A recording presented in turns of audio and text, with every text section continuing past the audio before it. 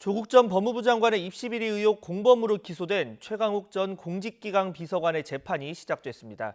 최 전 비서관은 기소 자체가 불법적이고 정치적이라고 검찰을 비판하면서 공소 사실을 전면 부인했습니다. 취재기자 연결합니다. 강희경 기자. 네, 서울중앙지법입니다.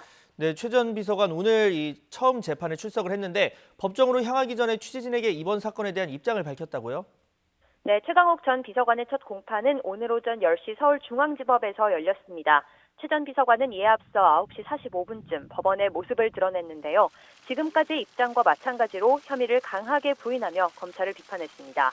먼저 윤석열 검찰총장의 지시에 따른 검찰의 불법적이고 정치적인 기소로 법정으로 간다며 무고한 피고인을 양산했던 과거 행태가 여전히 반복되는 것 같아 유감이라고 밝혔습니다.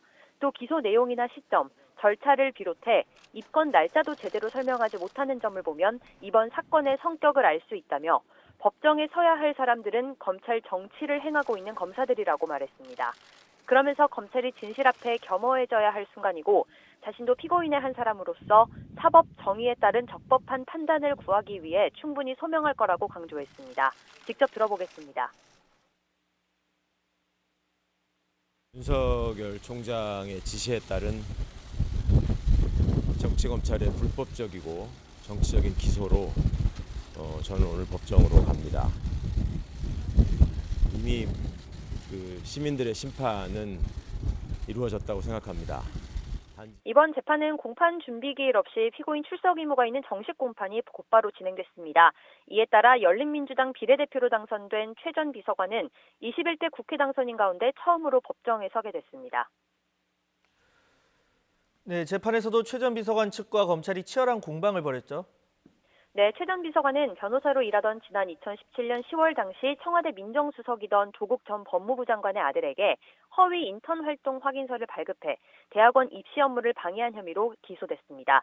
이에 대해 최 전 비서관 측 변호인은 객관적 사실을 기재한 인턴 확인서라며 공소 사실을 모두 부인한다고 밝혔습니다. 특히 작은 법무법인에서 16시간 활동한 것이 대학원 합격에 영향을 미칠 리 없다며 업무 방해를 초래하지도 않았고 업무를 방해하려는 고의도 없었다고 주장했습니다. 또 기소 자체도 철저히 차별적으로 이뤄졌다며 공소 제기 절차에 문제를 제기했습니다. 공범인 조국 전 법무부 장관 부부와 공모해서 업무를 방해했다는 의혹이 제기된 확인서가 많은데 발급자 가운데서는 최 전 비서관만 유일하게 기소됐다는 겁니다. 반면 검찰은 이른바 윤석열 총장 지시에 따른 날치기 기소라는 주장은 사실관계가 다르고 재판과도 무관한 얘기라고 선을 그었습니다. 또 차별적 기소라는 주장에 대해서는 고의가 있고 공모가 인정된 경우에만 기소가 가능한데 최 전 비서관은 증거가 확인돼 기소한 거라고 설명했습니다. 검찰은 변호인 측이 진술 증거를 부동의한 사람이 20명 정도 된다며 향후 재판에서 최 전 비서관이 일하던 변호사 사무실 직원 등을 증인으로 신청할 계획이라고 밝혔습니다. 재판부는 우선 서면 증거 조사를 진행한 이후 증인신문에 들어갈 방침입니다. 오늘 첫 재판은 40분 만에 끝났고 다음 재판은 오는 6월 2일 열릴 예정입니다. 지금까지 서울중앙지법에서 YTN 강희경입니다.